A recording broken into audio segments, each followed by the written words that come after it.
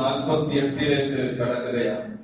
ഓരോ പുതിയ വർഷവും നമുക്ക് പുതിയ സന്ദേശങ്ങളും പ്രതിജ്ഞയും പുതിയ ജന്മവും നൽകേണ്ടതുണ്ട്. മനുഷ്യൻ പലവിധത്തിലുള്ള ജീവിതങ്ങളുണ്ട്. ആത്മാവിന്റെ ജീവിതം, ഗർഭപാത്രത്തിലെ ജീവിതം, ദുനിയാവിലെ ജീവിതം, പിന്നെ ശാശ്വതമായ പരലോക ജീവിതം. ദുനിയാവിലെ ജീവിതം ഒന്നേ ഉള്ളൂ എങ്കിലും അവിടെ ഒരുപാട് പ്രാവശ്യം പുനർജീവനങ്ങളുണ്ട് എന്നാണ് പഠിപ്പിക്കുന്നത്. പുതിയ ജന്മം എടുക്കേണ്ടതുണ്ട്. മഹാനായ ഈസാ നബി അലൈഹി സ്വലാത്തു വസ്സലാം പറഞ്ഞത് ഒന്ന് തന്നെയാണ്. ദുനിയാവിൽ നമ്മെ നമ്മുടെ മാതാവ് ഒരു പ്രാവശ്യമാണ് പ്രസവിക്കുന്നത് എങ്കിലും അത് ശാരീരികമായ ജന്മമാണ്.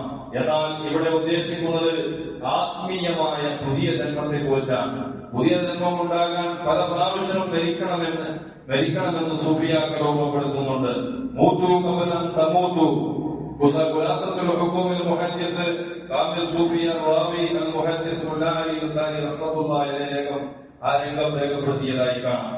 ഇതിന്റെ അർത്ഥം എന്ന് പറയുന്നത് ശാരീരിക മരണമല്ല, മറിച്ച് ആത്മീയമായ മരണമാണ്. അഥവാ പരലോകത്തെ ജീവിതത്തെ തടയുന്ന മുഴുവൻ കാര്യങ്ങളിൽ നിന്നും നമ്മുടെ ഹൃദയത്തെ, നമ്മുടെ മനസ്സിനെ ശുദ്ധീകരിക്കുക എന്നതാണ് അതുകൊണ്ട് ഉദ്ദേശിക്കുന്നത്. അതുകൊണ്ട് അത് മാറ്റി നിർത്തി ശരീരം ഈ ലോകത്ത് നിന്ന് പോകുന്നതിന് മുമ്പ് മനസ്സും ആത്മാവും പരലോകത്തേക്ക് യാത്രയാവുക എന്നതാണ് അതുകൊണ്ട് ഉദ്ദേശിക്കുന്നത് മഹാനവറുകൾ പറയുകയുണ്ടായി. നമ്മുടെ ജീവിതത്തിന് പുതിയൊരു ജന്മം നൽകുന്ന പല സന്ദർഭങ്ങളും സൽക്രമങ്ങളുമുണ്ട്. അതിൽ പ്രധാനമാണ് ഹജ്ജ് എന്ന് പറയുന്നത്. ഹജ്ജ് ഒരു മരണവും ജനനവുമാണ്. പോയ ആളെല്ലാം തിരിച്ചു വരുന്നത്, പുതിയ ആളായിട്ടാണ് തിരിച്ചു കൊണ്ടെത്തുന്നത്. അഥവാ പോയ ആൾ മരിച്ചു, മരിച്ചവനെ പോലെ അവന്റെ വസ്ത്രം മാറ്റി മയ്യത്ത് കുളിപ്പിക്കും പോലെ ഇഹ്റാമിന്റെ കുളി കുളിച്ച് കഫപ്പടവ പോലെ ഇഹ്റാം വസ്ത്രം ധരിച്ച് പിന്നെ ആഖിറത്തിലേക്കുള്ള യാത്രയിലായിരുന്നു. അതെ, മിയഖാത്താണ് ആ ആഖിറത്തിന്റെ അതിർത്തി. ഹജ്ജ് കഴിയുമ്പോൾ അവൻ പുതിയൊരു മനുഷ്യനായി മാറുന്നു. അവന്റെ ചിന്തകളിൽ, അവന്റെ കർമ്മങ്ങളിൽ, അവന്റെ സ്വഭാവങ്ങളിൽ, അവന്റെ ചുറ്റുപാടുകളിൽ, പെരുമാറ്റങ്ങളിൽ എല്ലാം മാറ്റമുണ്ടാകുന്നു. അതാണ് അബൂ ഹുറൈറ റളിയല്ലാഹു അൻഹു പറഞ്ഞത്, സമീഅതു നബിയ സ്വല്ലല്ലാഹു അലൈഹി വസല്ലം യഖൂൽ മൻ ഹജ്ജ ലില്ലാഹ്, ആരെങ്കിലും അല്ലാഹുവിനെ ഹജ്ജ് ചെയ്താൽ വലം യർഫസ് വലം യഫ്സുഖ്, അവൻ തമ്മാടിയാവുകയില്ല, അവൻ മറ്റുള്ളതായിരിക്കുന്ന പ്രവർത്തനങ്ങളിൽ ബഹളമുണ്ടാക്കാനോ മറ്റ് അനാവശ്യ കാര്യങ്ങളിൽ ഏർപ്പെടാനോ അവർക്ക് കഴിയില്ല. അവനെ ഉമ്മ എങ്ങനെയാണോ പ്രസവിച്ചത്, അവന്റെ മാതാവ് എങ്ങനെയാണോ പ്രസവിച്ചത്, ആ ദിവസം പോലെ പരിശുദ്ധമായിരിക്കും, മടങ്ങി വരുമെന്നാണ് മുത്തുനബി സല്ലല്ലാഹു അലൈഹി വസല്ലം പഠിപ്പിച്ചത്. പിന്നെയുള്ള ജീവിതം പുതിയ ജന്മത്തിന്റേതാണ്. ഹസനുൽ ബസ്രി റഹ്മത്തുള്ളാഹി ചോദിക്കപ്പെട്ടു, മൻ ഹജ്ജുൽ മബ്റൂർ, ഏതാണ് ഹജ്ജുൽ മബ്റൂർ, ഏതാണ് സ്വീകാര്യമായ ഹജ്ജ്, ഏറ്റവും നല്ല ഹജ്ജ് ഏതാണെന്ന് അവർ പറയുമ്പോൾ ദുനിയാവിൽ പരിത്യാഗിയെ പോലെ മടങ്ങുക എന്നതാണ്. അതുപോലെ തന്നെ പരലോകത്തെ ആഗ്രഹിച്ചുകൊണ്ട് ജീവിക്കുക എന്നതാണ്. ഹജ്ജ് ഒരു മഴ പോലെയാണ്. മഴ പെയ്യുമ്പോൾ ഭൂമിയാകെ ജീവനുള്ളതായി മാറുന്നു. فأنبتنا فيه جنات وحب الحصيد والنخل باسقات لها طلع نضيد ورزقا للعباد وأحيينا به بلدة ميتا كذلك الخروج. വിശുദ്ധമായ ഖുർആനിൽ അല്ലാഹു പഠിപ്പിക്കുന്നു, മഴ പെയ്യുമ്പോൾ ഈ നാട്ടിലുള്ള നമ്മുടെ സ്ഥലങ്ങളിലുള്ള കാര്യങ്ങളൊക്കെ ഒന്ന് പച്ച പിടിക്കുന്നു, ഉണങ്ങിയതൊക്കെ മാറി പച്ചയായി മാറുന്നു. കിണറിലെ വെള്ളങ്ങൾ വറ്റിയത് മഴ പെയ്യുമ്പോൾ വളരെ റാഹത്തായി തിരിച്ചു വരുന്നു. ഇതേ രീതിയിലാണ് ഹജ്ജ് എന്ന് പറയുന്നത്. വിശുദ്ധ കഅബ ലോകത്തിന്റെ കേന്ദ്രമാണ്. അവിടേക്ക് യാത്ര ചെയ്ത് തിരിച്ചു വരുന്ന ഹാജി ലോകത്തിന്റെ തന്നെ അനുഗ്രഹമാണ്. അതുകൊണ്ടാണ് അവർ ചില പ്രത്യേകതകളുണ്ട് എന്ന് പറഞ്ഞത്. ഒന്നാമത് നാം പറഞ്ഞു, ഉമ്മ പ്രസവിച്ച ദിവസം പോലെ പരിശുദ്ധനാണ് അവൻ. മാത്രമല്ല മുഴുവൻ പാപവും പൊറുക്കപ്പെട്ടവനാണ്. അമ്മൽ തവാഫു ബിൽ ബൈതി വഅദാലിക വഇന്നൽ ഹാജ യതൂഫു വഖദ് മുഹീതു ദുനൂബുഹു വഖഫറതു സയ്യിആതുഹു. അവന്റെ പാപങ്ങൾ മുഴുവനും മറക്കപ്പെടുകയും അവന്റെ തിന്മകൾ മുഴുവനും അല്ലാഹു പുറത്തു കൊടുക്കുകയും ചെയ്യുന്നു എന്നാണ്. വെളുത്ത പാത്രം പോലെയായി അവൻ മാറുന്നു എന്നാണ് മഹാനവറുകൾ നമ്മെ പഠിപ്പിക്കുന്നത്. അതുകൊണ്ട് തന്നെ മാത്രമല്ല അവൻ തവാഫ് ചെയ്യുമ്പോൾ അവനൊരു മലക്ക് പിടിക്കുന്നു, അവന്റെ ഇടയിൽ ഒരു മലക്ക് വന്ന് അവർക്ക് മുസാഫഹത്ത് ചെയ്യുന്നു. അങ്ങനെയാണ് അവൻ തിരിച്ച് ഈ ലോകത്തേക്ക് ഹജ്ജ് കഴിഞ്ഞ് തിരിച്ചു വരുന്നത്. പ്രിയപ്പെട്ട മുഅ്മിനീങ്ങളെ, അങ്ങനെ ഹജ്ജ് എന്നത് മരണവും ജീവിതവും പോലെ ഒരു മരണം കഴിഞ്ഞ് പുതിയൊരു ജീവിതത്തിലേക്ക് വരുന്നു എന്നാണ് ഇവിടെയൊക്കെ പറയുന്നത്. മാത്രമല്ല വിശുദ്ധ ഇസ്ലാമിനെ പൂർത്തീകരിച്ചവനാണവൻ. മാത്രമല്ല അള്ളാഹുവിന്റെ കരാറിനെ പുതുക്കിയവനാണ്. മറ്റുള്ളവർ അള്ളാഹുമായി ആലമുൽ അർവാഹിൽ ചെയ്ത കരാർ അന്ന് ഹാജി ഒന്നുകൂടി ഹജറുൽ അസ്വദിന്റെ മുമ്പിൽ പുതുക്കുകയാണ്. الحجر الأسود يمين الله في الأرض ومن صافحه وكبره فكأنما صاف الله وكبر يمينه.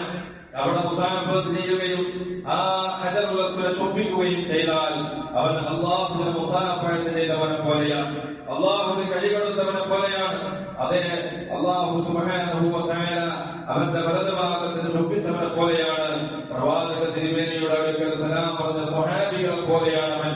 من زارني بعد مماتي وكأنما زارني في حياتي. എന്റെ മരണശേഷം എന്നെ ആരെങ്കിലും സിയാറത്ത് ചെയ്താൽ അവൻ എന്നെ ജീവിതകാലത്ത് സിയാറത്ത് ചെയ്തവൻ പോലെയാണ് എന്നാണ് ലോകത്തിന്റെ നായകൻ മുഹമ്മദ് റസൂലുള്ളാഹി സ്വല്ലല്ലാഹു അലൈഹി വസല്ലം പഠിപ്പിക്കുന്നത്.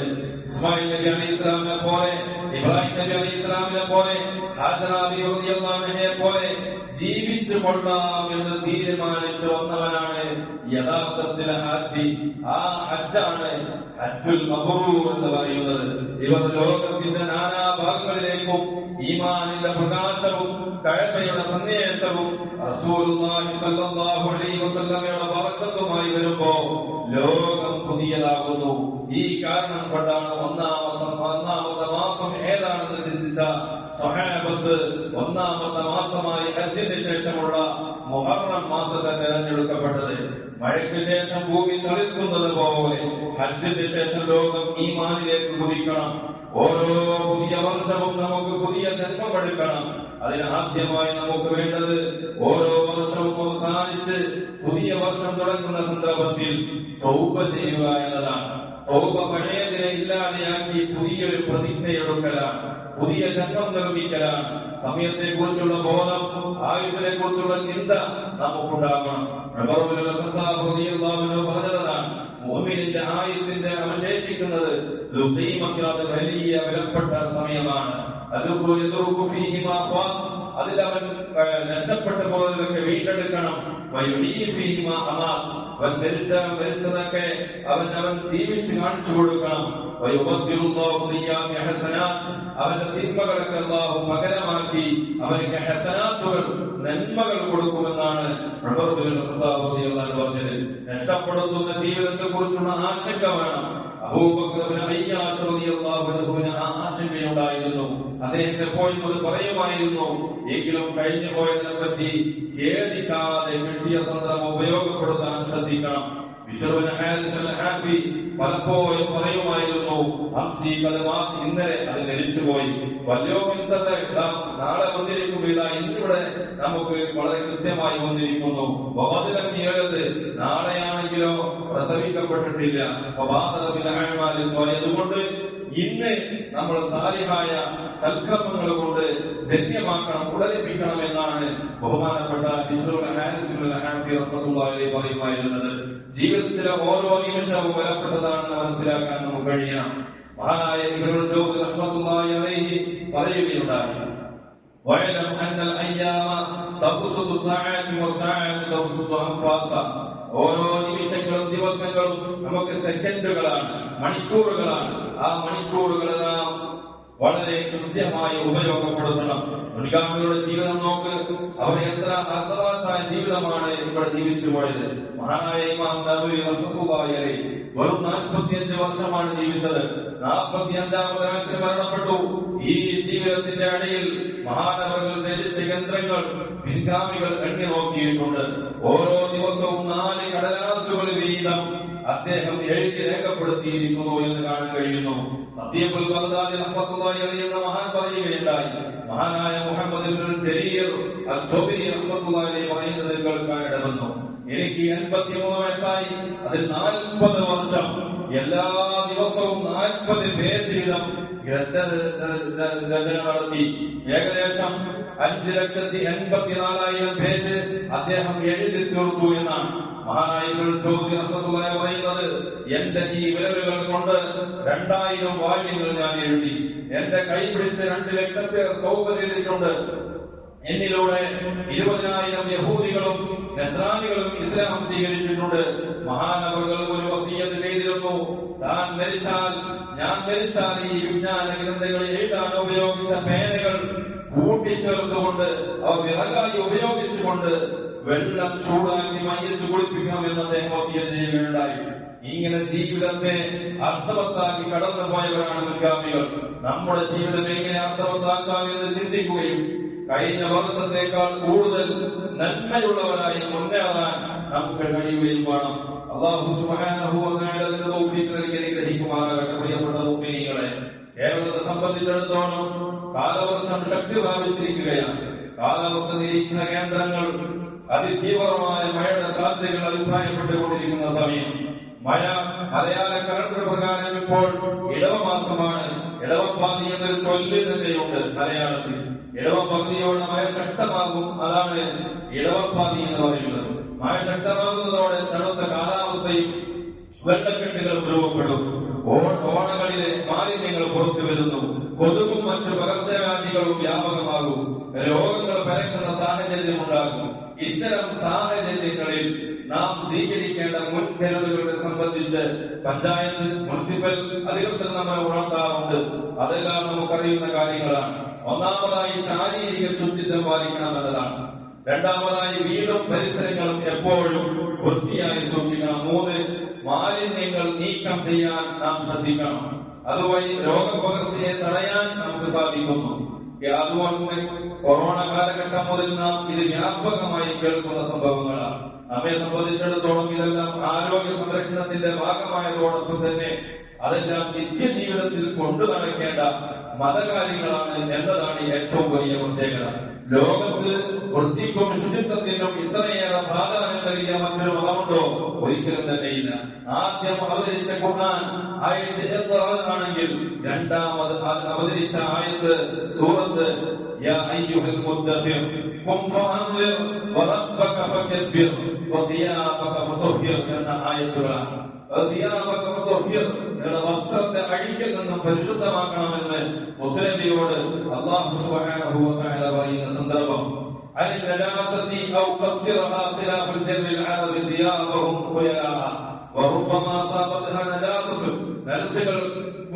പടർന്ന് പന്തലിച്ചിരിക്കുന്ന ആ വസ്ത്രങ്ങളൊക്കെ കഴുകി ശുദ്ധിയാക്കണമെന്നാണ് മുത്തനബി സല്ലല്ലാഹു അലൈഹി വസല്ലമയോട് അല്ലാഹു രണ്ടാമതായി പറയുന്നത്. മഹാസന്ദേശമാണത്. ശുദ്ധിത്വം അല്ലാഹുവിന്റെ ഇഷ്ടം നേടാൻ ഇടയാക്കുന്ന സൽക്രമമാണെന്ന് വിശുദ്ധ ഖുർആൻ എടുത്ത് പറയുന്നുണ്ട്. ഇന്നല്ലാഹു യുഹിബ്ബുത് തവ്വാബീൻ വയുഹിബ്ബുൽ മുതതഹിരീൻ. ഒതുവെടുത്ത് കഴിഞ്ഞാൽ നമ്മോട് ഇപ്പോൾ ദുആ ചെയ്യുന്നു, അല്ലാഹുമ്മ ജഅൽനീ മിനൽ തവ്വാബീൻ വജഅൽനീ മിനൽ മുതതഹിരീൻ. തൗബ സ്വീകരിച്ചവരുടെ കൂട്ടത്തിൽ എന്നെ നീ ഉൾപ്പെടുത്തണമേ അല്ലാഹ്. മാത്രമല്ല മിനൽ മുതതഹിരീൻ, പരിശുദ്ധരുടെ, വൃത്തിയുള്ളവരുടെ, ശുദ്ധിച്ച പാലിക്കുന്നവരുടെ കൂട്ടത്തിൽ എന്നെ നീ ഉൾപ്പെടുത്തണമേ അല്ലാഹ് എന്ന് നാം ദുആ ചെയ്യുന്നു. ആ ദുആ നമ്മൾ സ്ഥിരമായി ചൊല്ലുകയാണെങ്കിൽ സ്വർഗ്ഗത്തിന്റെ 8 കവാടങ്ങളുണ്ട്. ആ 8 കവാടങ്ങളിലൂടെയും അവർക്ക് സഞ്ചരിക്കാൻ പോകാൻ സാധിക്കുമെന്നാണ് ലോകത്തിന്റെ നായകൻ ഹബീബായ റസൂലുള്ളാഹി സ്വല്ലല്ലാഹു അലൈഹി വസല്ലം തങ്ങൾ പഠിപ്പിച്ചത്. മസ്ജിദിൽ വരുന്നവർ കൂടുതൽ വൃത്തി പാലിക്കുന്നവരായിരുന്നു എന്ന് അവരെ കുറിച്ച് വിശുദ്ധമായ ഖുർആനിൽ തന്നെ കാണാം.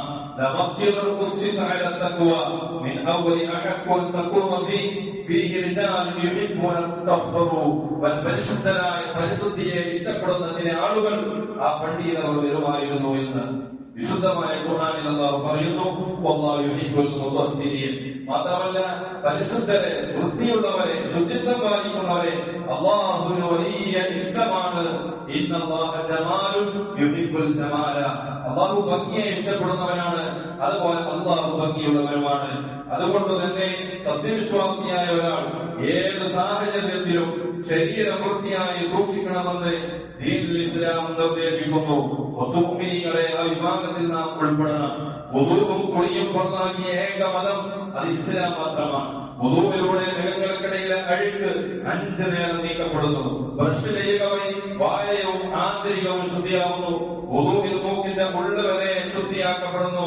മൂക്കിൽ വെള്ളം കയറ്റാൻ കയറ്റി ചീറ്റുമ്പോ ഈ കാര്യങ്ങൾ ഓരോ സമയവും രോഗപ്രതിരോധമാണ്, മാത്രമല്ല മഗ്ഫിറത്തും കൂടിയാണ്, ഭൗതികമാണ്, ആത്മീയമാണ്. എന്ത് അത്ഭുതം!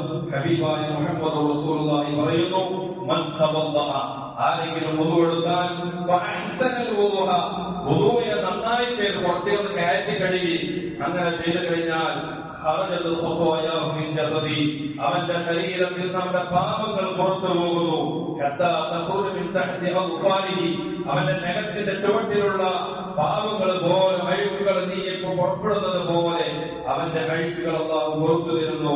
മാത്രമല്ല ശരീരത്തിലെ തിന്മകൾ അല്ലാഹു പുറത്തു കൊണ്ടുപോകുമെന്നാണ് മുത്തനബി സല്ലല്ലാഹു അലൈഹി വസല്ലം തങ്ങൾ പഠിപ്പിച്ചത്. ഇതിന് വിപരീതമായി മാലിന്യങ്ങൾ വേറെ നടക്കുന്നതും ശുദ്ധിയില്ലാതെ ജീവിക്കുന്നതും ഗുരുതരമായ പ്രത്യാഘാതങ്ങൾ വരുത്തിവെക്കുമെന്നതാണ്. 2 കബറാളികളെ ശിക്ഷിക്കപ്പെടുന്നതായി ഹബീബായ മുത്തനബി കാണിക്കപ്പെട്ടു. അതിലൊരാൾ ആരായിരുന്നു? മൂത്രശുദ്ധി വരുത്താൻ ആളായിരുന്നു. ഒന്ന് ഏഷണിക്കാരനാണ്, ഏഷണിക്കാരന്റെ കബറാണെന്ന്. അവൻ മൂത്രം ഒഴിച്ചു കഴിഞ്ഞാൽ അത് ഫുള്ള് പോകുന്നത് വരെ അവനോട് ഇരിക്കില്ല. മൂത്രമൊഴിച്ച് ആ കഴിഞ്ഞിട്ട് ഈ ചോടൊക്കെ ബാക്കിയുള്ളത് അവന്റെ തുണിയിലിട്ടും.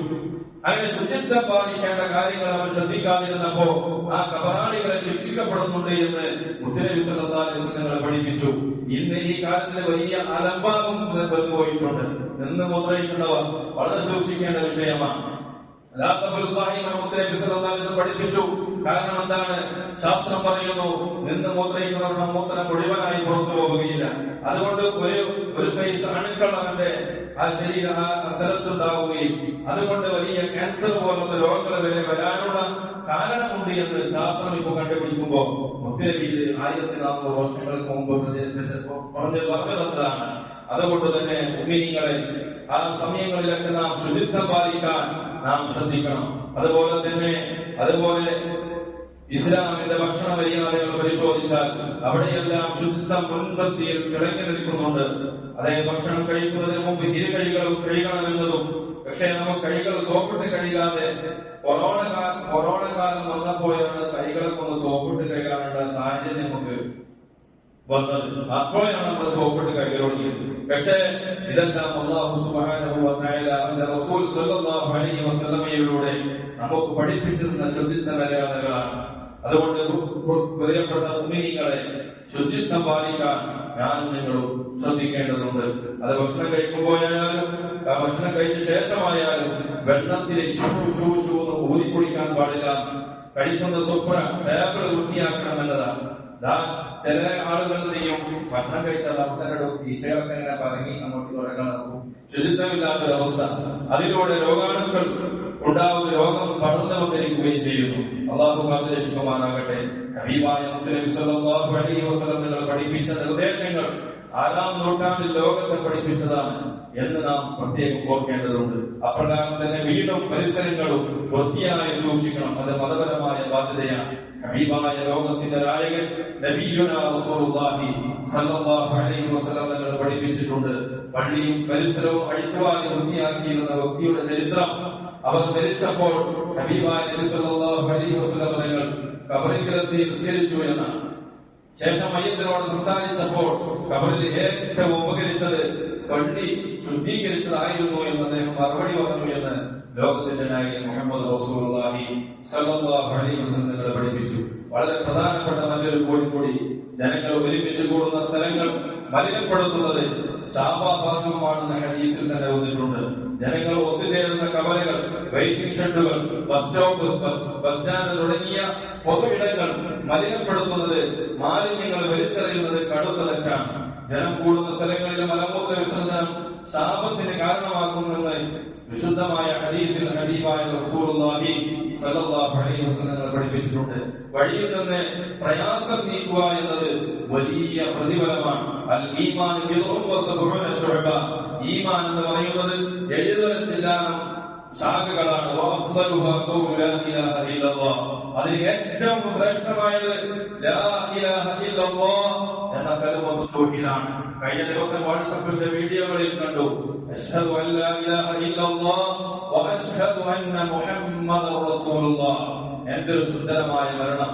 അത് പറയലോടുകൂടെ അദ്ദേഹം ബാങ്ക് കൊടുത്താൽ അവിടെ തിരിച്ചു വീഴുകയാണ്. നല്ലൊരു സമയം, നല്ലൊരു സന്ദർഭം. അതെന്താണ്? അദ്ദേഹം കൂടുതൽ ഹബീബായ നബിയോട് വലിയ സ്നേഹം ഉള്ള ആളാണ് എന്ന് അതിൽ നമുക്ക് മനസ്സിലാക്കാൻ കഴിയും.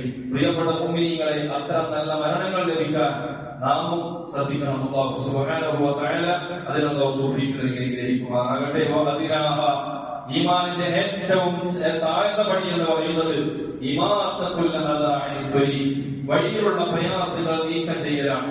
ഇതെല്ലാം ശ്രദ്ധിക്കുന്നതോടൊപ്പം നാം ഗൗനിക്കേണ്ട പ്രധാനപ്പെട്ട മറ്റൊരു കാര്യം കൂടിയുണ്ട്. അത് ആത്മീയ ശുദ്ധിയാണ്. അഥവാ മനസ്സ് മലിനമാകാതെ സൂക്ഷിക്കണം. അസൂയ, കുശുമ്പ്, ശത്രുത, പക തുടങ്ങി പൈശാചിക ചിന്തകൾ മനസ്സിനെ മലിനമാക്കുമെന്നാണ് അല്ലാഹു തആല പറയുന്നു. യൗമ ലാ യൻഫഉ മാലുൻ വലാ ബനൂൻ ഇല്ലാ മൻ അല്ലാഹു ബിഖൽബിൻ സലീം. അല്ലാഹുവിന്റെ അടുക്കൽ നാളെ മക്കളും സമ്പത്തും ഒന്നും ഉപകരിക്കാത്ത ദിവസത്തിൽ അല്ലാഹുവിന്റെ അടുക്കൽ ഇഷ്ടപ്പെടുന്നത് ഈ വിഭാഗം ആളുകളാണ്. സമാധാനമുള്ള ഹൃദയം, എല്ലാ മലിനങ്ങളും നിന്നും ശുദ്ധമാക്കപ്പെട്ട ഹൃദയത്തോടുകൂടി ആരോ അല്ലാഹുവിനെ കണ്ടുപോകും, അവനേക്കാണ് അവിടെ രക്ഷപ്പെടാൻ സാധിക്കുക എന്ന് ചുരുക്കത്തിൽ നാം വ്യക്തി ജീവിതത്തിലും കുടുംബത്തിലും പൊതുയിടങ്ങളിലും ചുരുക്കം പാലിക്കണമെന്നാണ്. ഒപ്പം ഹൃദയശുദ്ധിയുള്ളവരാകണം. അതാണ് മതം. ഇത് ഇസ്ലാമിന്റെ സവിശേഷതയാണ്. അല്ലാഹു സുബ്ഹാനഹു വ തആല വിഭാഗത്തിൽ ഉൾപ്പെടുത്തി അനുഗ്രഹിക്കുമാറാകട്ടെ. സല്ലു അലൻ നബിയിൽ മുസ്തഫ മുഹമ്മദ് വ ആലി. അല്ലാഹുമ്മ സ്വല്ലി അലാ സയ്യിദിനാ മുഹമ്മദ് وعلى آل سيدنا محمد وبارك وسلم عليه وصلي على جميع الأنبياء والمرسلين والحمد لله رب العالمين. നാം ഒരുമിച്ച് കൂടിയത് അല്ലാഹു സ്വീകരിക്കുമാറാകട്ടെ. പലതും കേട്ടതും അല്ലാഹു സ്വാലിഹായ സ്വീകരിക്കുകയും ജീവിതത്തിൽ പകർത്താൻ അല്ലാഹു തൗഫീഖ് ചെയ്യുമാറാകട്ടെ. നമ്മുടെ എല്ലാ